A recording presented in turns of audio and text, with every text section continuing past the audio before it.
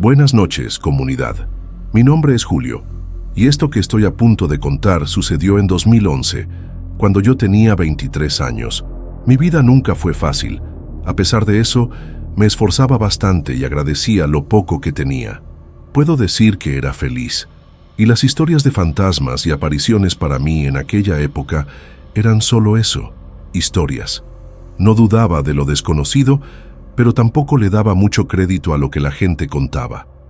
No sé exactamente qué me hizo mirar hacia aquel lado ese día. Tal vez fue el viento soplando más seco de lo normal, o el silencio extraño que flotaba sobre el camino de tierra. Pero cuando levanté los ojos, ahí estaba él. Era una mañana cualquiera de abril de 2011. El cielo estaba despejado. El calor ya empezaba a molestar, y yo, como de costumbre, caminaba hasta el terreno donde estaba ayudando en la construcción de una casa nueva al final del pueblo. El camino era siempre el mismo, bordeado de maleza escasa, polvo rojizo y unos pocos árboles secos. La carretera, hecha de tierra apisonada, atravesaba el pueblito hasta desaparecer en el horizonte. Fue entonces cuando vi a aquel hombre, parado en la orilla del camino sin mover un músculo. Usaba un sombrero ancho, tan grande que hacía sombra hasta las rodillas. El rostro no se podía ver. Estaba completamente cubierto, como si él se empeñara en esconderse detrás de aquella ala oscura. La ropa era negra, sencilla, pero impecable, como si hubiera salido de un velorio o de un tiempo olvidado. Al principio, pensé que era algún viajero perdido o alguien esperando un aventón, pero lo que me inquietó fue la manera en que estaba parado. No se apoyaba en nada, no miraba a nadie, solo estaba, como si ya hubiera estado ahí mucho antes de que yo llegara. Seguí caminando, fingiendo que no lo había visto, pero sentí un escalofrío subiendo por la columna, de esos que te ponen los pelos de los brazos de punta. No miré de nuevo, y cuando llegué a la obra, comenté por encima con uno de los muchachos, solo para quitarme el peso del pensamiento. Había un hombre extraño parado en el camino, bien quieto. Parecía una estatua. ¿Aquí? ¿Con este calor? A lo mejor estaba esperando a alguien. Puede ser, dije, pero algo dentro de mí no lo creía. Regresé a casa al final de la tarde, sucio de polvo y cansancio, como siempre. Tío Sebastián estaba en el patio, desgranando mazorcas de maíz, con la radio chillando boleros antiguos de fondo. Me senté cerca de él, aceptando un vaso de agua fresca. Vi a un hombre hoy, con un sombrero enorme. No dijo nada, solo se quedó parado. Él dejó de mover las mazorcas, me miró despacio. ¿Dónde lo viste? En la curva antes del maizal viejo. Tío Sebastián se persignó discretamente. ¿Qué pasa, tío? Hiciste bien en no hablarle. Me quedé en silencio. La manera como lo dijo me incomodó más que el propio encuentro. Hay leyendas antiguas de un hombre que aparece de la nada, siempre parado en el mismo lugar. Nadie le ve la cara, y dicen que cuando aparece es porque está buscando a alguien. Solté una risa corta, pero forzada. Ay, tío, usted siempre con esas historias. No son historias, mi hijo, son advertencias. Esa noche soñé con pasos en el camino, pesados, lentos, y un sonido seco, como el de un bastón golpeando la tierra.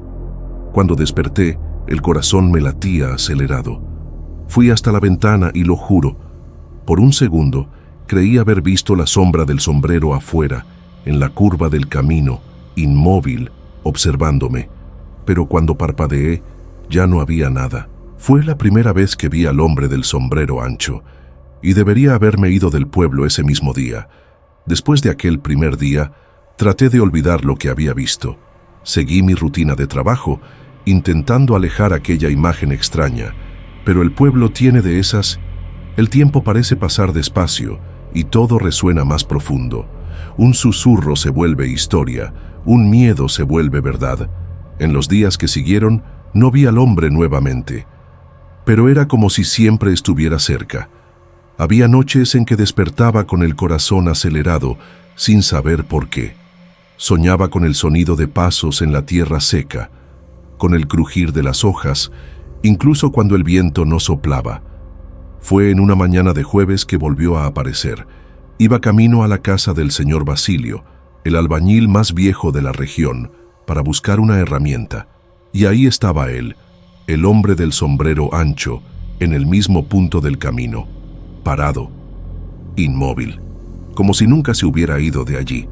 Esta vez, quien lo vio conmigo fue Valentín, un muchacho joven que ayudaba en las obras de vez en cuando. «Órale. ¿Quién es aquel?», murmuró, disminuyendo el paso. «No sé. Ya lo he visto antes. Siempre parado de ese modo. Parece un espantapájaros», dijo riendo, pero la risa se apagó enseguida. «Valentín, no te acerques, solo sígueme». «Ah, no manches, ha de ser algún viejito loco, de esos que andan vagando». Antes de que pudiera decir algo más, Valentín ya había salido en dirección al hombre. «Oiga, señor, ¿necesita ayuda? ¿Quiere agua?». El hombre no respondió, ni se movió. Valentín se fue acercando más. Yo me quedé parado, helado, con la garganta seca como el suelo agrietado del camino. Fue entonces cuando ocurrió la cosa extraña. Valentín se detuvo a menos de 2 metros del sujeto. Lo vi levantar el brazo, como si fuera a tocar el sombrero. Pero antes de que la mano se acercara, una ráfaga de viento fuerte y helado pasó por el camino, pero solo ahí, en ese punto, sentí mi cuerpo encogerse. El polvo se levantó, girando alrededor de ellos, y por un segundo, lo juro por todo lo sagrado, el sombrero se movió, no con el viento, sino como si tuviera vida propia, como si estuviera observando. «Valentín», grité, «regresa ahora». Él se volteó, pálido, como si hubiera recibido una descarga. Volvió tambaleándose, sin decir una palabra. El hombre siguió ahí, inmóvil. «¿Qué fue eso?», pregunté. Yo escuché una voz», dijo él, «pero no era de él, era de niño, como si me susurraran al oído, muy cerca. Tú no eres él, tú no eres él». Corrimos de allí. Al día siguiente, Valentín no apareció en el trabajo y tampoco apareció al otro. Fui hasta su casa, toqué la puerta. La madre salió con los ojos hinchados. Dijo que se había ido sin decir a dónde, solo dejó una nota. «Necesito salir de aquí. Él sabe que lo vi». Mi estómago se revolvió. Regresé a casa con pasos pesados. Tío Sebastián me esperaba sentado en el portal, con la radio apagada. Cosa rara. «Ya sabía que ibas a volver con esa cara», dijo. «Lo viste de nuevo, ¿verdad?», asentí. Un muchacho intentó hablarle. «Valentín». Ahora desapareció. Tío Sebastián respiró hondo. Fue hasta el armario de la sala y sacó un cuaderno viejo, todo amarillento. «Escucha bien, Julio. Hay leyendas aquí en este pueblo, antiguas, transmitidas por los abuelos, que poca gente toma en serio hoy. Pero yo siempre puse atención». Abrió el cuaderno y me mostró un dibujo a mano. Un hombre con un sombrero ancho, el rostro cubierto, parado a la orilla de un camino. Aparece de vez en cuando, siempre igual, siempre en el mismo lugar. Algunos dicen que es un espíritu, otros un castigo, pero todos coinciden en una cosa: está buscando a alguien y cuando no es la persona correcta, la deja ir. Pero ¿quién insiste? ¿Quién lo provoca? A veces desaparece. «¿Pero por qué yo?», pregunté con la voz temblando. «¿Por qué sigue ahí cada vez que paso?». El tío bajó la mirada. «Tal vez porque cree que tú eres a quien busca. Esa noche dormí con una vela encendida, la ventana cerrada con llave. Y aún así tuve un sueño extraño. Caminaba por el camino solo, con el cielo nublado. Todo en silencio, hasta que escuché detrás de mí los pasos lentos y secos, y una voz profunda, ahogada, que decía: «Ahora me has visto, Julio, ahora yo también te veo a ti». Desperté gritando. Me levanté, di una vuelta por la casa, luego fui hasta la ventana, y afuera, en el horizonte del camino, el contorno de un sombrero ancho se recortaba contra la luz débil de la luna. Me froté los ojos, miré de nuevo, ya no estaba ahí. Después de aquella noche, ya no fui el mismo. No dormía bien, no comía bien, soñaba con el sonido de pasos en la tierra apisonada.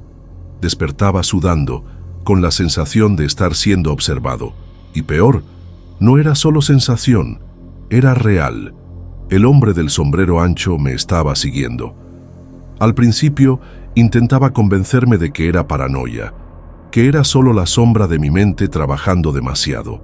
Pero las evidencias comenzaron a acumularse. Un día, regresando del trabajo más tarde de lo habitual, noté que los gallos del rancho del señor Benito estaban inquietos, gritaban como si hubieran visto un puma. Miré hacia el potrero y vi, por un segundo, su silueta, inmóvil, al borde de la plantación. Cuando parpadeé, desapareció. Pero el pasto quedó aplastado, como si alguien realmente hubiera estado ahí. Otra vez, encontré huellas secas en el barro del patio de la casa, huellas anchas, profundas, con marcas pesadas de botas, y no eran de mi tío, ni mías. Tío Sebastián también comenzó a preocuparse. Dejaba oraciones colgadas en la puerta, encendía velas en todas las esquinas de la casa, y me ordenaba no mirar más al hombre, en caso de que lo viera de nuevo. No le contestes, no lo mires a la cara. Finge que no existe, decía. Se alimenta del miedo, de la mirada. Pero, ¿cómo ignorar lo que parece llamarte? Las cosas comenzaron a agravarse una noche de domingo. Nos invitaron a cenar a casa de unos compadres. Intenté distraer la mente, comer, beber, reír un poco. Pero, en el camino de regreso, por el camino de tierra iluminado solo por los faros de la camioneta de mi tío, vi algo que hizo que mi corazón se detuviera. «Tío, detén el carro». «¿Qué pasa, Julio?» «Ahí, mira, en medio del camino». El hombre estaba parado, justo en el centro del camino, inmóvil, rostro cubierto, brazos a los lados del cuerpo. Tío Sebastián frenó despacio. Nos quedamos ahí sin saber qué hacer. Los faros de la camioneta iluminaban la figura, pero la sombra del sombrero seguía ocultando completamente el rostro. Era como si fuera una sombra ambulante, una silueta. «¿No se va a quitar del camino?», susurré. «Sí. Si Dios quiere, sí». El motor se apagó. Los faros se apagaron solos. La radio hizo ruido. La oscuridad se apoderó de todo. Silencio absoluto. Y entonces, de la nada, golpes en la carrocería. Toc, toc, toc. 3 golpes secos en la puerta del lado del conductor. Mi tío agarró mi mano con fuerza. Rezaba en voz baja. Yo me quedé paralizado. Quería gritar, pero mi voz no salía. Toc, toc, toc. 3 golpes de mi lado ahora. Cerré los ojos. Cuando los abrí, ya no había nada. El carro volvió a encenderse solo. La luz de los faros se encendió de nuevo, y el camino estaba libre. Seguimos en silencio hasta la casa.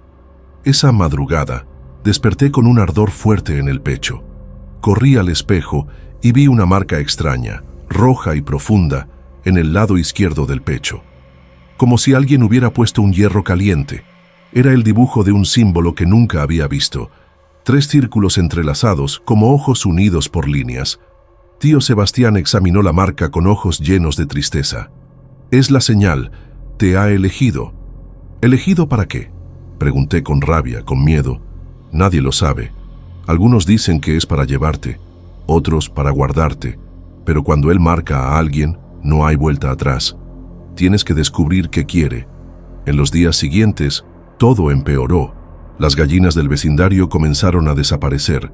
Los niños decían que un señor oscuro se quedaba mirando por la ventana de la escuela. Una señora anciana, doña Celia, desapareció una tarde y solo encontraron sus guaraches, volteados boca abajo en medio del monte, y yo comencé a ver al hombre dentro de mi casa, de reojo, en el pasillo, en la puerta del baño, en la esquina de mi cuarto, durante la madrugada, siempre parado, siempre callado, pero cada vez más cerca. Comencé a perder el control. Pasé días sin salir. Mi patrón me despidió. Los vecinos murmuraban que estaba loco. Solo mi tío se mantenía firme. Fue él quien me llevó hasta la bruja vieja del cerro, una mujer llamada Matilde, que vivía sola en una cabaña, entre gallinas negras y cruces torcidas clavadas en el suelo. Ella miró mi marca, cerró los ojos y respiró profundo. No quiere matarte, Julio. Quiere que veas algo, algo que fue escondido, algo del pasado. ¿Del pasado? Tu sangre carga una deuda antigua. Pero yo no hice nada. Tu sangre, no tú. Algo que alguien de tu familia hizo. Él no te quiere a ti, quiere justicia. ¿Justicia de qué? Ella no respondió. Solo tomó un puñado de cenizas, las arrojó sobre las llamas de la vela y dijo: cuidado con la noche de luna oscura. Esa noche, Él mostrará lo que falta, y tendrás que elegir, quedarte y pagar, o huir y cargar la maldición. Salí de ahí más confundido que cuando entré, y días después, la luna nueva se acercaba, la noche de luna oscura. Era 28 de julio de 2011. La luna nueva se acercaba. No había estrellas ni viento.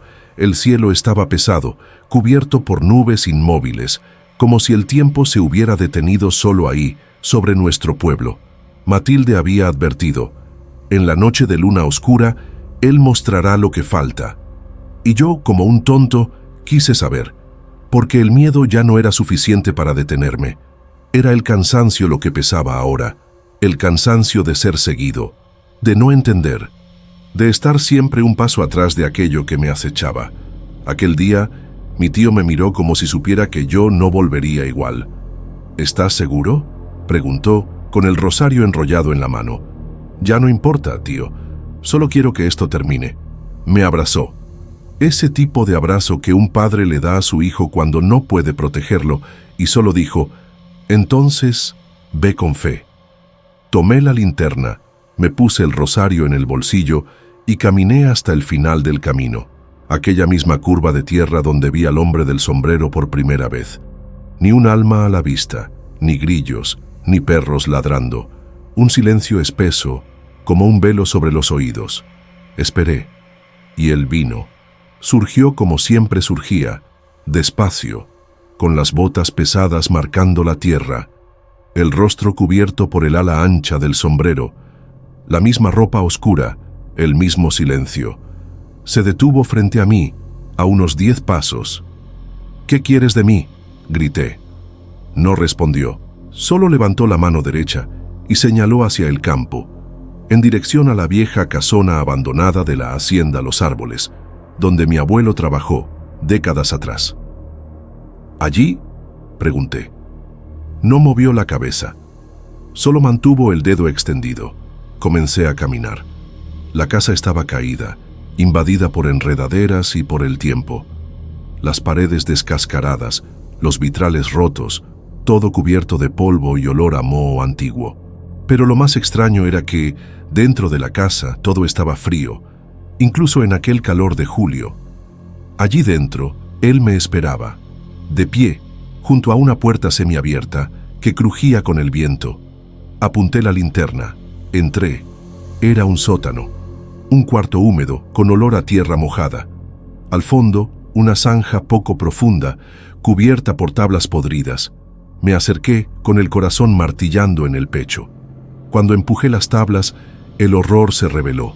Huesos, varios, pequeños, cubiertos por trapos deshechos. Había una muñeca rota, pedazos de collares, una sandalia infantil, todo junto, amontonado. Sentí que la garganta se me cerraba. Tuve que sostenerme en la pared para no caer. Fue entonces cuando los escuché. Voces, voces de niños. Él nos encerró aquí. Nadie nos escuchó. Ayúdanos, por favor. Y, finalmente, una voz masculina, fuerte, cargada de dolor y odio. Tu abuelo. Él sabía. Me volteé y lo vi. El rostro del hombre del sombrero ancho. No había carne, ni ojos. Era un cráneo quemado, con la piel chamuscada pegada a los huesos y una cicatriz profunda que cortaba desde la barbilla hasta la oreja.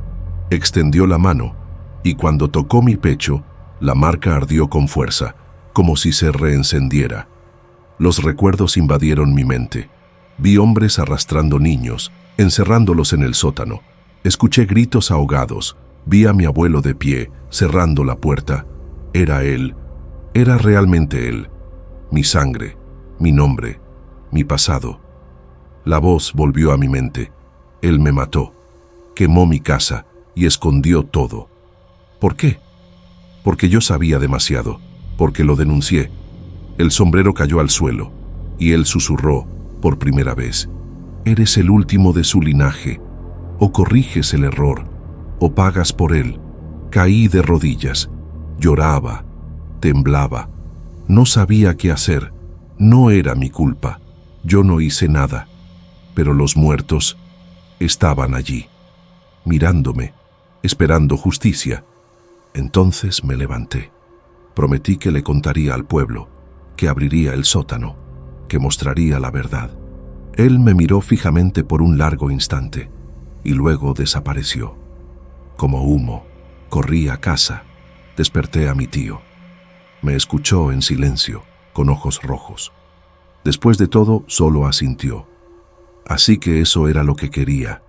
A la mañana siguiente, fuimos a la hacienda con los hombres del pueblo.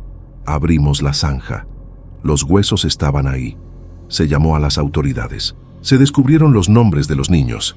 Las familias vinieron, velaron, lloraron. Fue un gran alboroto en la región. La historia recorrió el pueblo entero. Tomó semanas. Primero vinieron las autoridades, luego recogieron los huesos, hicieron pruebas de ADN. Comenzaron a identificar a los niños, a llamar a los familiares. Mi tío y yo escuchábamos las acusaciones en silencio, porque en el fondo sabíamos. La gente estaba indignada, pero no era nuestra culpa, y ellos también lo sabían.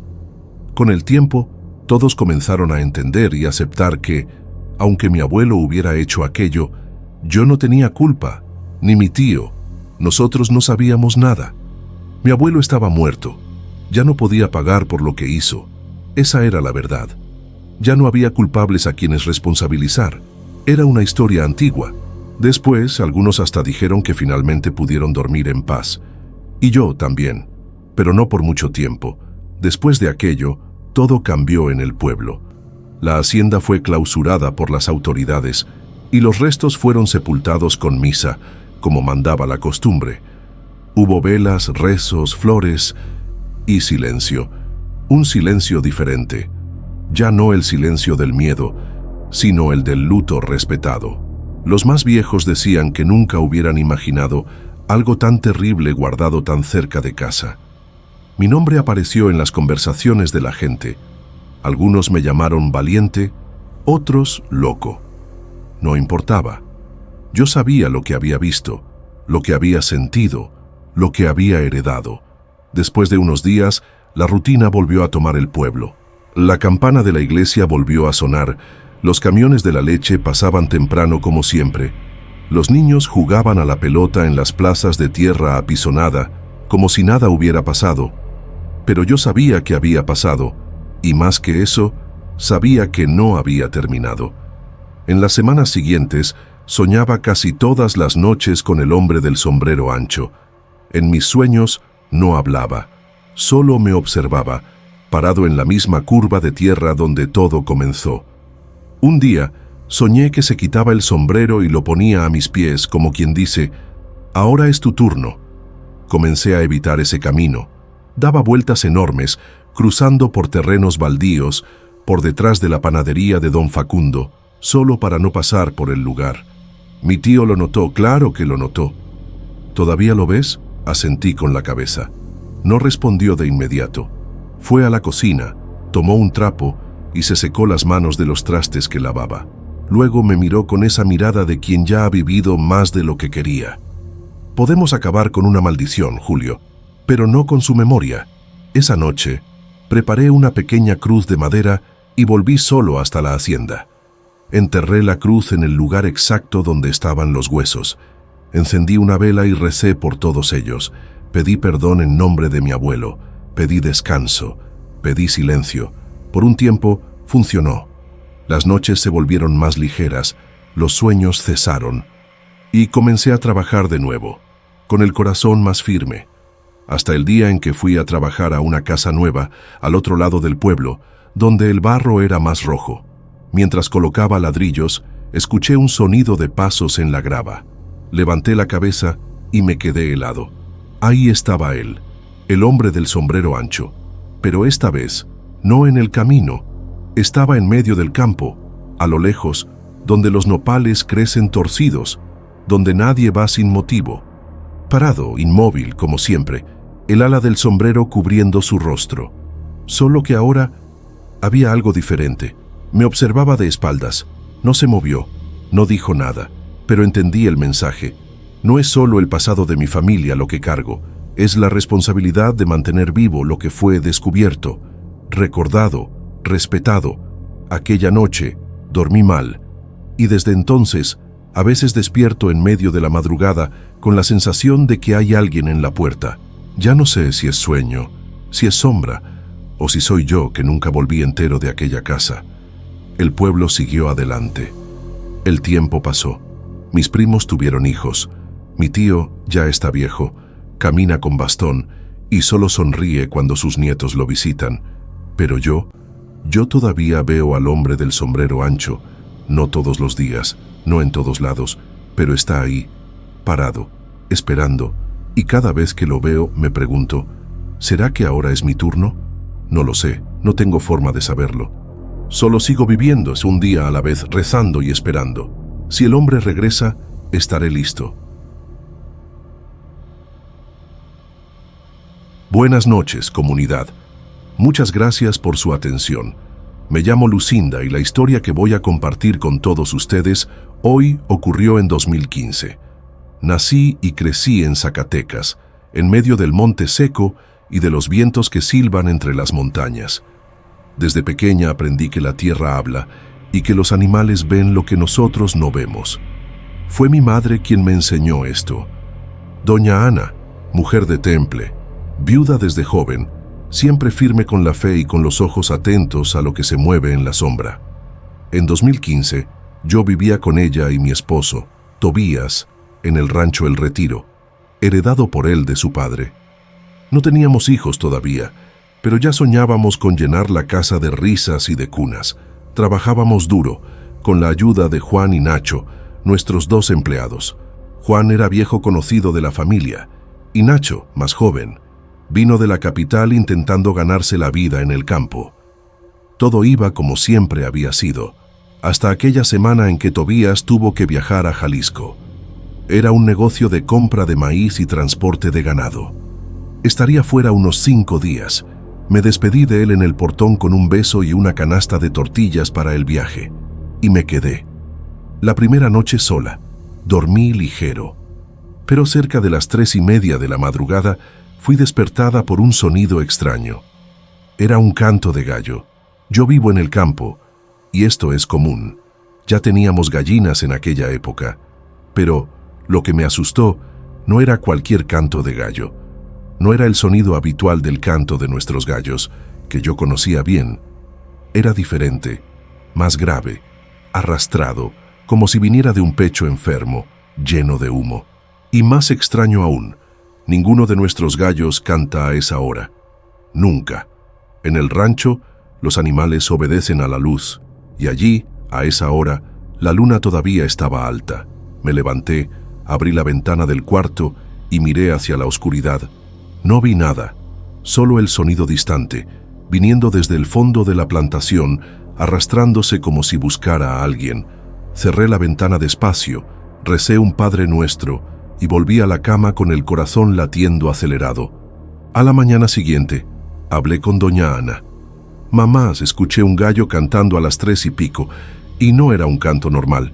Ella dejó de cortar los nopales y levantó los ojos hacia mí. ¿Un gallo negro? No lo vi, solo lo escuché. ¿Usted no lo oyó? Ella soltó el cuchillo en el cuenco con fuerza. Yo no escuché nada. Pero, gallo que canta fuera de hora no anuncia el día, Lucinda, anuncia el mal. Me reí nerviosa. Siempre pensé que mi madre se aferraba demasiado a esas cosas, pero algo en ella estaba demasiado serio para ser solo superstición. Aún así, intenté olvidarlo, pero el canto volvió. En la segunda noche, el gallo cantó exactamente a las 3:33, esta vez más cerca, tan cerca que parecía estar en el patio. Me levanté de nuevo, fui hasta la puerta de la cocina y miré afuera. La luna iluminaba la plantación con una luz pálida. Los perros dormían encogidos. Todo estaba quieto. Pero el canto venía como una advertencia, un llamado, y aunque sin ver nada, yo lo sentí. Algo había despertado y me estaba buscando. En la tercera noche no dormí. Me quedé sentada en la sala con un rebozo sobre los hombros y un quinqué encendido. Había dejado la puerta trasera entreabierta, como quien desafía a la oscuridad a mostrarse. Doña Ana se quedó en el cuarto, rezando el rosario. Juan y Nacho dormían en el alojamiento, sin saber nada. A las 3:33 en punto, el canto llegó. Pero esta vez lo vi. Entre las hileras de maizal surgió una silueta negra, un gallo grande, mayor que cualquiera que hubiera visto antes. Sus plumas parecían hechas de brea y sus ojos, rojos, rubíes, brillaban en la oscuridad como dos brasas vivas. Caminaba despacio, con el pecho inflado, como si supiera que era dueño de aquel lugar. Cuando me vio, se detuvo. Nos quedamos allí, frente a frente, separados solo por el umbral de la puerta. El aire se volvió frío, los grillos callaron, la tierra parecía contener la respiración, y entonces cantó, largo, arrastrado, con un sonido tan profundo que lo sentí en el estómago. Lucinda, cierra la puerta, hija, cierra ahora. Era la voz de mi madre, firme, viniendo desde el cuarto.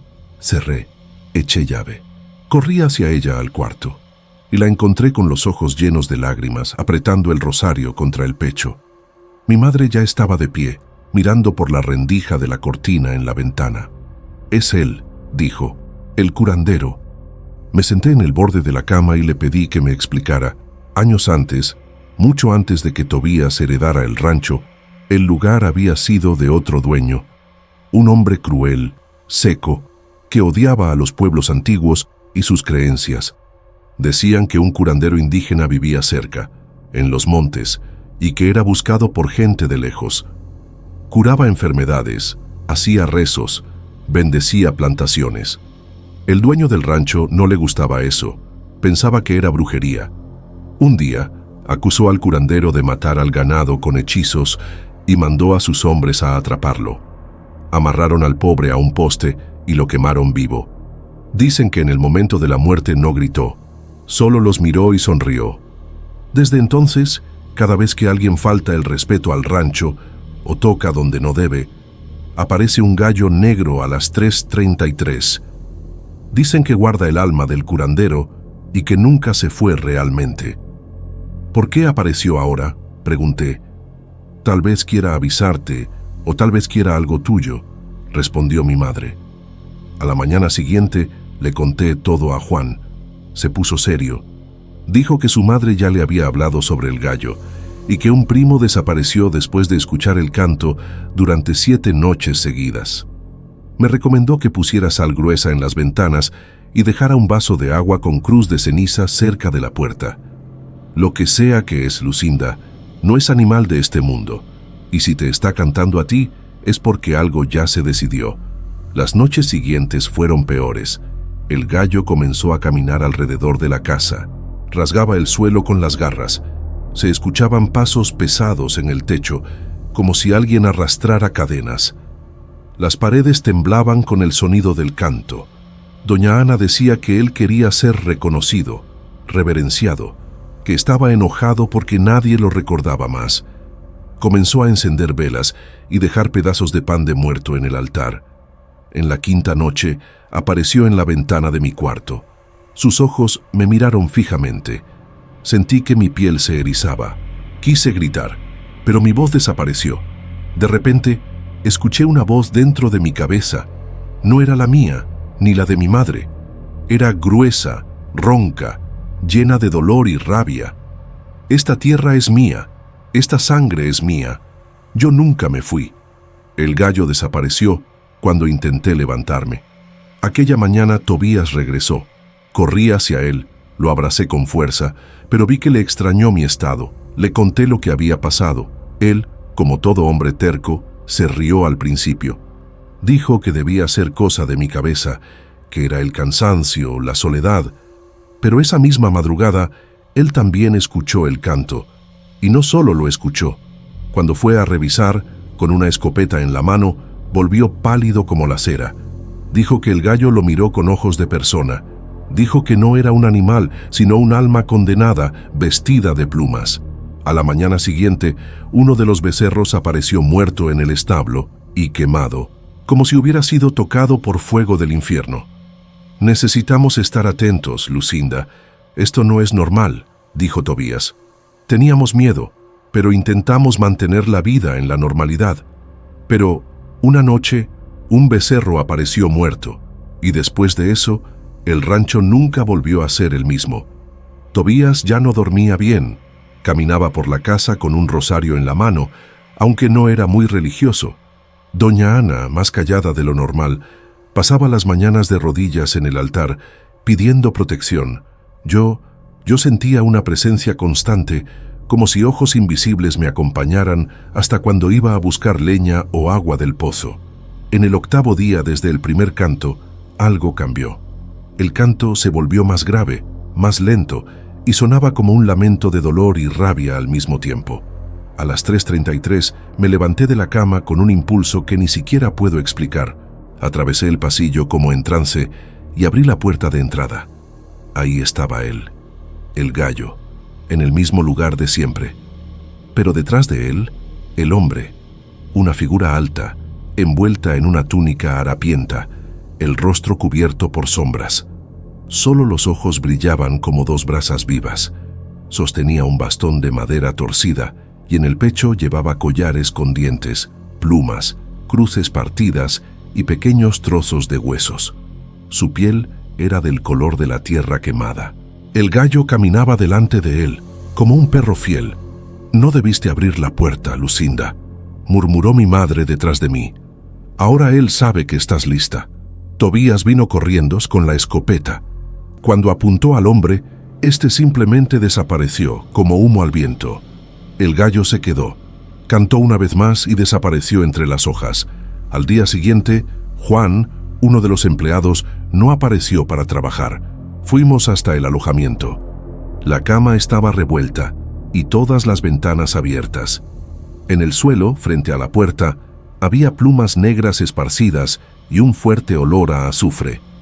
Nacho dijo que, en la madrugada, escuchó un susurro viniendo del monte, llamando el nombre de su compañero.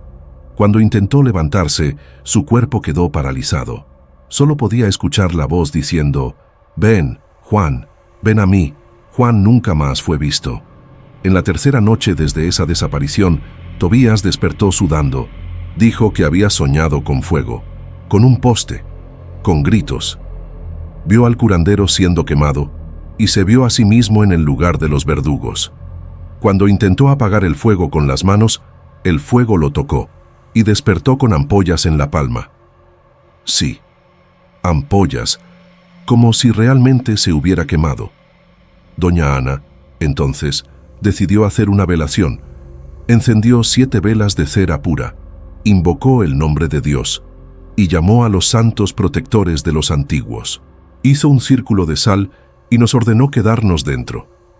El gallo no apareció aquella noche, pero al amanecer, una cruz hecha de huesos de gallina y trenzada con paja fue encontrada en el portón del rancho. Tobías quemó aquello inmediatamente, pero era tarde. El gallo nos había dado una advertencia: no iba a desistir. Las apariciones se volvieron constantes, las puertas se cerraban solas, las vacas bramaban en medio de la noche y eran encontradas con los ojos volteados, como si hubieran muerto de susto. En una esquina de la cocina apareció dibujado con cenizas un círculo con espinas.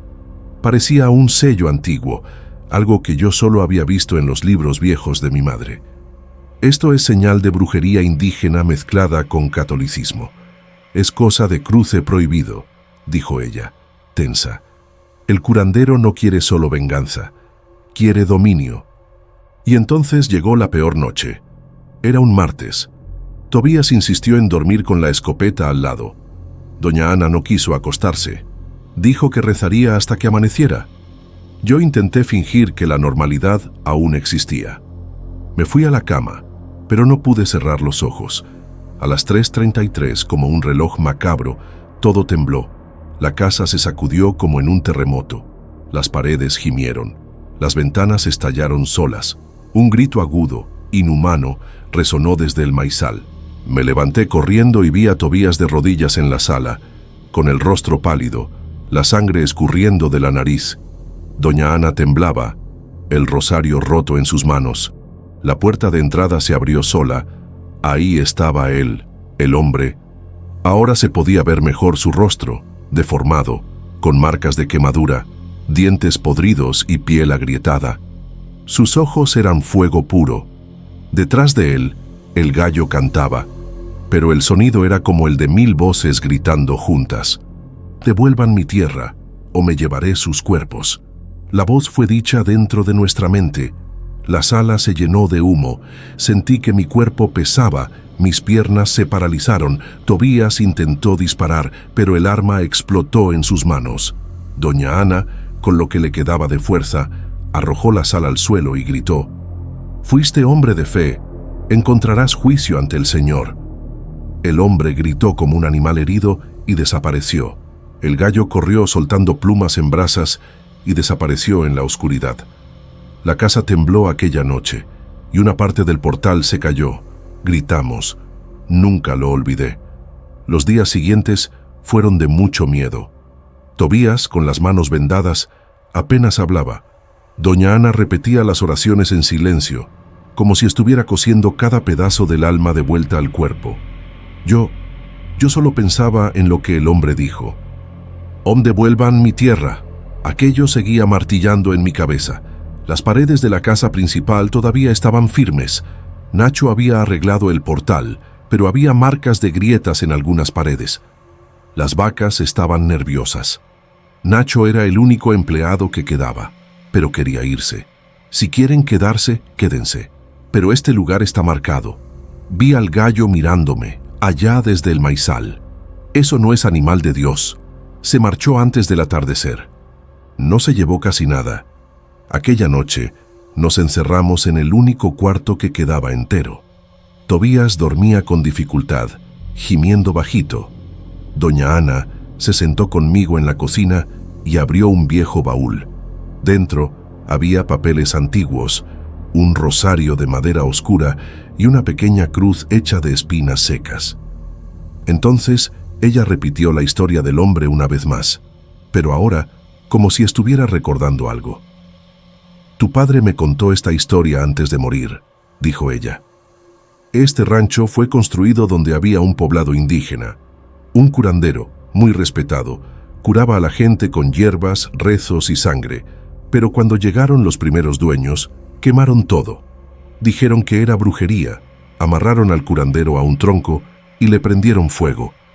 Dicen que maldijo esta tierra antes de morir. Miré a mi madre, helada por dentro. ¿Y el gallo? El gallo guarda su alma. Cada madrugada que canta, está más cerca de completar lo que comenzó, tomar de vuelta la tierra y los cuerpos que la violaron». Tobías escuchó parte de la conversación y a la mañana siguiente hizo algo que me dejó sin palabras. Cavó un hoyo en el antiguo maizal, exactamente donde el gallo solía aparecer. De dentro de la tierra, Tobías sacó una caja de hierro oxidada, envuelta en cuero y con inscripciones que no entendí. Dentro había objetos antiguos, huesos, collares de dientes, pedazos de tela roja oscurecida por sangre. También había una pequeña estatua de barro, con el rostro quemado, los ojos cubiertos por cenizas endurecidas. Doña Ana cayó de rodillas. «Era esto. Es esto lo que él quiere. Necesitaba devolver esta caja a él, pues la maldición tampoco le permite tener paz en la muerte». Entonces, Tobías dijo: «Yo también escuché esa historia de mis padres, pero me dijeron algo más. Dijeron que el curandero había hecho un hechizo que fue enterrado en algún lugar del rancho. Él temía ser asesinado, porque el hacendado siempre lo amenazaba y él veía el futuro. No era un hombre común. Entonces se previno e hizo esto. Activó la maldición con su sangre cuando murió. Yo no lo creía hasta que ustedes me hablaron del gallo negro. Por la noche Tobías llevó la caja hasta el fondo del rancho. Colocó todo donde había un antiguo círculo de piedras, casi imperceptible entre el monte seco. Encendió velas. Doña Ana recitó palabras en náhuatl que aprendió de su abuela. Yo derramé agua sobre la tierra, como si fuera sangre purificador. A las 3:33, el gallo apareció, pero esta vez no cantó.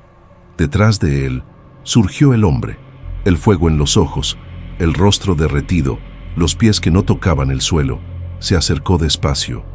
Se detuvo frente a Tobías, que cayó de rodillas, levantando la caja con las manos. Devolvemos lo que es tuyo, la tierra es tuya, el dolor es tuyo, lo que queremos es paz.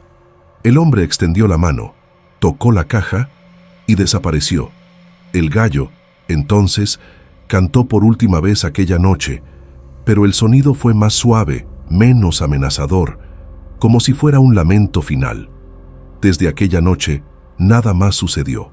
El rancho quedó en paz, los animales, tranquilos. La casa, silenciosa.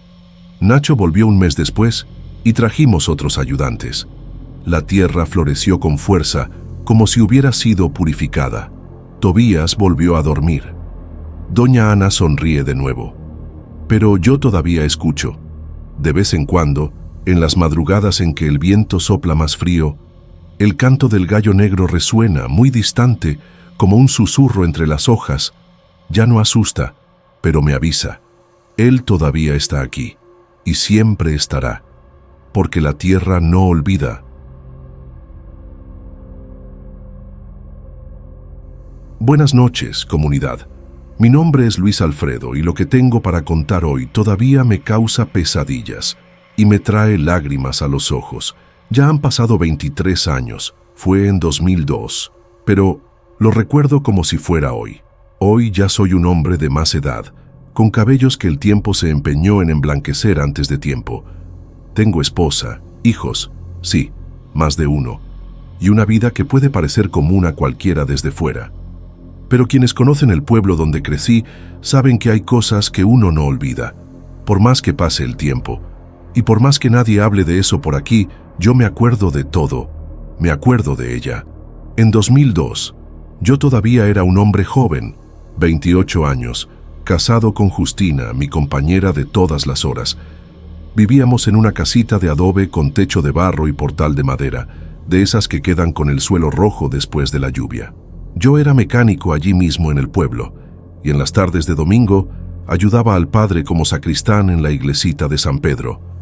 Nuestra vida era sencilla, pero llena de amor, principalmente por causa de nuestra niña, María Antonieta, nuestra única hija en esa época. María tenía 6 años en aquel entonces, era lista, de ojos vivos y cabello siempre recogido con un moño rojo que su madre se empeñaba en ponerle. Le gustaba jugar con los otros niños de la calle, correr descalza en la plaza y hablar sin parar, como si su boca hubiera nacido para no descansar nunca. En el centro del pueblo hay una fuente antigua. Digo hay, porque todavía está allí. De piedra, redondeada, con una pequeña imagen de la Virgen de Guadalupe tallada en un nicho. Durante el día, es punto de encuentro de las señoras que venden pan de elote y de los niños que tiran piedritas al agua. Pero de madrugada es otra cosa. Fue en una de esas noches, cuando regresaba de la casa de un amigo con Justina y Mari, nos habíamos reunido para ver un partido de la selección, que escuché por primera vez lo que me heló la sangre. Pasaban de las 2 de la mañana. Las calles estaban desiertas, y el único sonido era el crujir de mi propio paso en el suelo de tierra apisonada. Cuando me acerqué a la plaza, lo escuché. Un llanto de mujer, venía de la fuente. Me detuve. El corazón me latió más fuerte. El llanto era bajo, dolorido como el de alguien que sufría desde hace mucho tiempo. María también parecía oírlo. Ella me dijo, ¿quién está llorando, papá? Pensé en acercarme, ver si alguien necesitaba ayuda. Miré a Justina. Ella estaba parada en silencio y veía que estaba asustada. Resolví investigar, pero cuando me acerqué no había nadie. solo el agua quieta reflejando la luna y el viento meciendo las hojas de la higuera al lado. Volví y le dije a Justina: «No hay nadie, debe haber sido el viento o solo impresión. Vámonos». Volvimos a casa callados, incluso María. Pero a la mañana siguiente, María hablaba de la mujer de la fuente como si fuera una vieja conocida. «Papá, ella lloró de nuevo hoy, la señora que perdió a su hijo». Miré a Justina. Ella solo suspiró, ocupada con las tortillas que volteaba en el comal. «Es solo imaginación, Luis», dijo. «Estos niños inventan de todo cuando están creciendo». Pero aquello se quedó conmigo. En los días siguientes, María siguió hablando de la mujer. Decía que la veía sentada, de negro, con el rostro cubierto por un velo, y que la escuchaba llorar toda la madrugada. «Ella me llama por mi nombre, papá. Dice que soy una buena niña». Pensé que era solo fantasía, pero otros padres comenzaron a comentar cosas parecidas, que sus hijos estaban soñando con una mujer triste que lloraba en la plaza, que se despertaban por la noche e iban a la ventana, como si estuvieran escuchando un llamado. Un viejo llamado Don Pancho, que vendía chiles en la feria, soltó la frase que me hizo estremecer: «Si los niños comienzan a escuchar el llanto, es porque la señora de la fuente ha vuelto». Lo miré esperando algo más, pero dio la espalda y volvió a hacer lo que estaba haciendo. No cuestioné, pero aquello me erizó la piel. Aquella noche, aseguré la puerta de entrada, cerré las ventanas, pero a las 3 de la mañana escuché pasos ligeros en la sala. Era María, en camisón, parada frente a la puerta, los ojos fijos en la cerradura. «Está llamando de nuevo, papás, ¿por qué no me dejas ir?». Me acerqué rápido, la tomé en brazos y la llevé de vuelta a la cama. El corazón me latía tan fuerte que parecía resonar en mi cabeza. A la mañana siguiente, dibujó a la mujer. Una silueta de vestido largo, sentada en el borde de la fuente, con algo pequeño en los brazos, tal vez un bebé. Justina intentó sonreír, pero su mano temblaba mientras tendía la ropa en el tendedero. Fue entonces cuando comencé a tener certeza. Lo que fuera que estuviera sucediendo allí, no era invención de niña. Y aquello, yo ya lo sabía. Todavía era solo el comienzo. Intenté proteger a mi hija. Juro por todo lo sagrado que lo intenté. Pero cuando el mal ya ha entrado por la puerta principal, cerrar las ventanas ya no sirve de nada. Aquella semana, el llanto volvió a repetirse todas las noches, siempre alrededor de las 3 de la mañana. Pero ahora no venía de la plaza. Venía de dentro de mi casa. Comenzó sutil. Un gemido bajo, ahogado, como el sollozo de una mujer atrapada en el cuarto de al lado. Pensé que era Justina, pero ella dormía profundamente, exhausta de los días sin descanso. Y María ya no lloraba más, solo observaba. Una madrugada, fui a la cocina a beber agua. La luz del refrigerador iluminó por un segundo la ventana. Lo juro que lo vi. Un rostro pálido, hundido en la oscuridad, observando por detrás del cristal. No grité, me quedé helado. Cuando me acerqué con el cuchillo en la mano, no había nada, solo marcas en el vidrio, impresiones pequeñas, de dedos, infantiles. La noche siguiente, desperté con un chasquido seco viniendo del taller. Tomé el machete y bajé. La luz del portal parpadeaba. El portón estaba entreabierto. Entré despacio, esperando ver algún ladrón, pero no era un ladrón. En el suelo del taller, mis herramientas estaban esparcidas como si hubieran sido arrojadas al suelo por manos invisibles. Las piezas de moto que venía restaurando habían sido arañadas.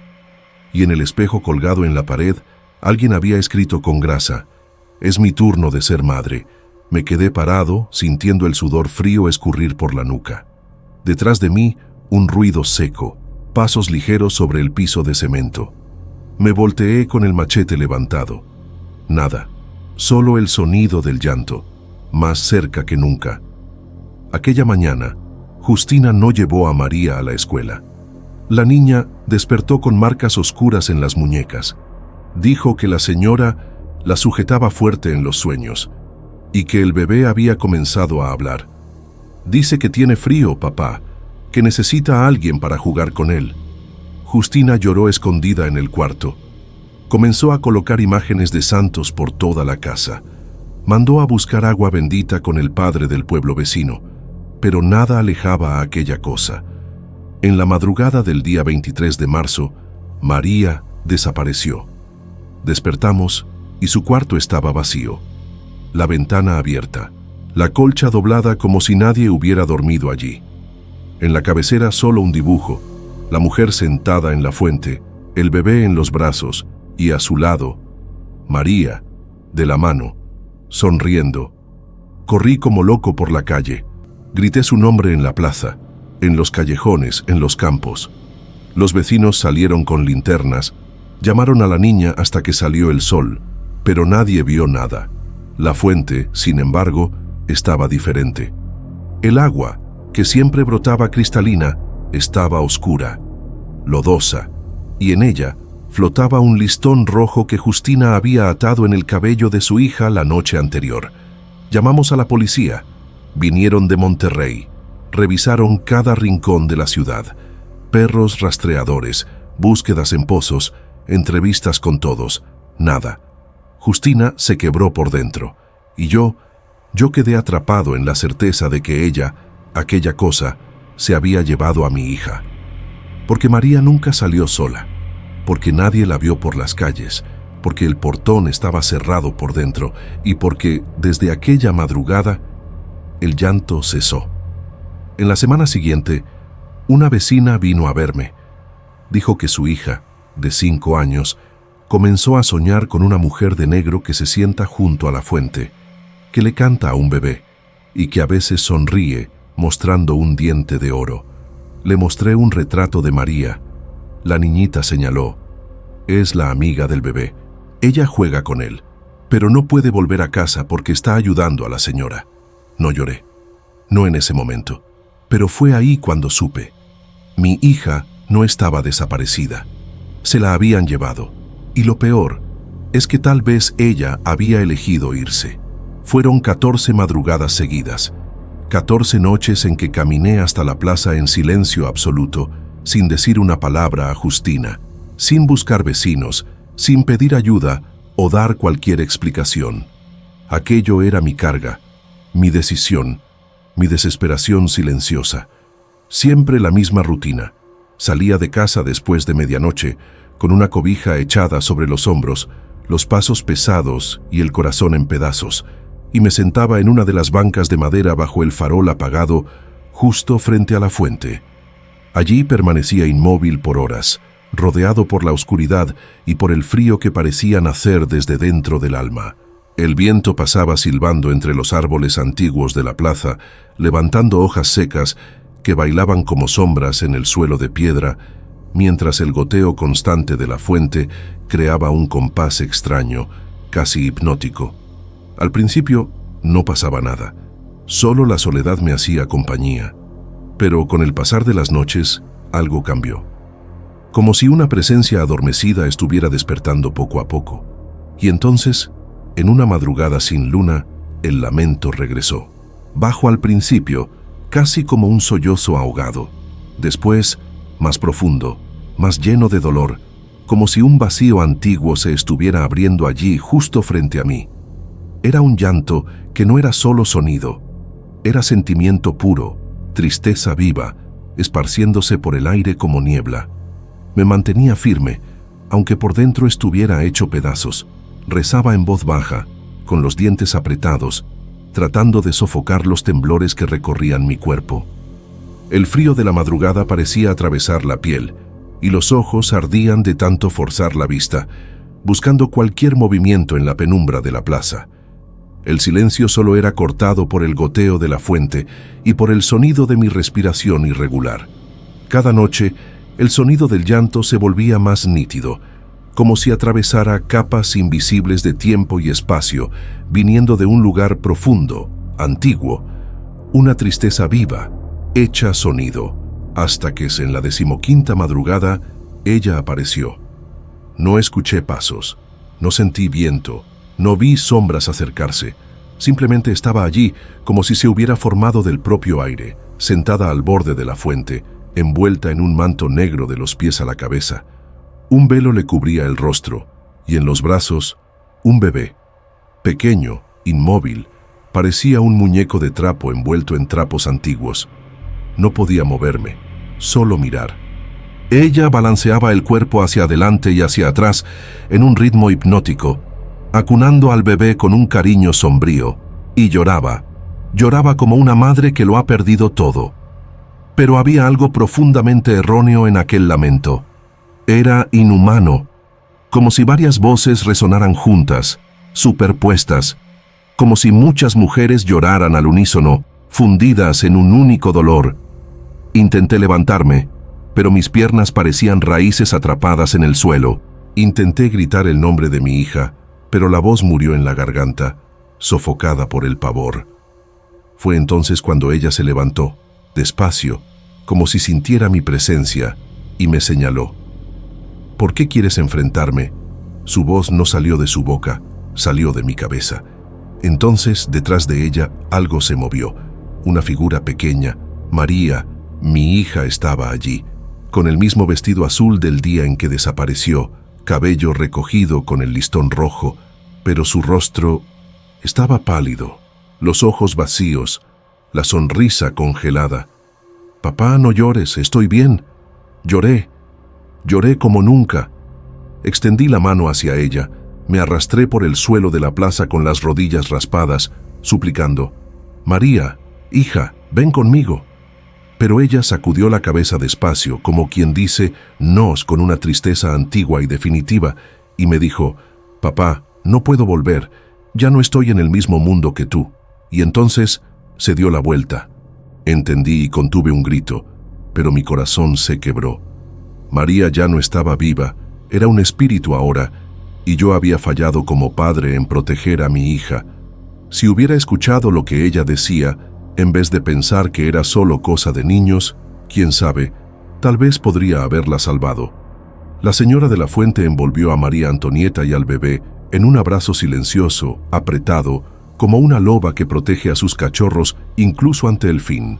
La niña me miró una última vez, con aquellos ojos dulces y extraños, que ya no eran de una niña viva. Y allí, de pie, sin poder moverme, vi cuando una niebla densa comenzó a elevarse del suelo, alrededor de la fuente, girando en espiral como un remolino de vapor frío. La niebla lo devoró todo. La mujer, los niños, la plaza, la luna desapareció del cielo como si alguien la hubiera apagado con las manos. El mundo se volvió oscuridad. Y grité. Grité como un loco. Grité hasta que me faltó el aire, hasta que las venas saltaron del cuello, hasta caer de rodillas y perder la conciencia, tragado por el terror, por el dolor, por el sonido ahogado de mi propio llanto. Cuando desperté, el sol nacía en el horizonte, tiñendo el cielo con tonos pálidos de naranja y gris. Estaba solo, la fuente, seca, la plaza, vacía como si nunca hubiera albergado cosa alguna más que viento. Me levanté tambaleándome, con el cuerpo adolorido y el espíritu hecho añicos. Volví a casa en silencio, entré en el cuarto y abracé a Justina con todas las fuerzas que aún me quedaban. Solo dije que era hora de irnos. Y ella, con ojos llorosos, no preguntó nada. Vendimos la casa, cerramos el taller y nos mudamos a Ciudad Obregón. Comenzamos de nuevo, a pedazos. Con el tiempo, vinieron otros hijos. Justina volvió a sonreír, pero yo nunca volví a ser el mismo. Hasta hoy, pasados tantos años, hay noches en que despierto sin saber por qué. Me siento en la cama y me quedo allí, en silencio, con el corazón apretado. Y a veces, cuando no hay luna en el cielo, veo del otro lado de la calle, bajo un poste apagado, la silueta de una mujer vestida de negro, inmóvil, sosteniendo algo en los brazos y la sombra de lo que parece ser una niñita a su lado. A veces creo escuchar un llanto bajito, viniendo de un lugar imposible. Nunca le cuento nada a nadie, ni a Justina ni a mis hijos. Guardo conmigo este miedo quieto, esta certeza incómoda de que, donde quiera que esté, la señora de la fuente todavía me observa. Y tal vez, un día, llame a otro niño,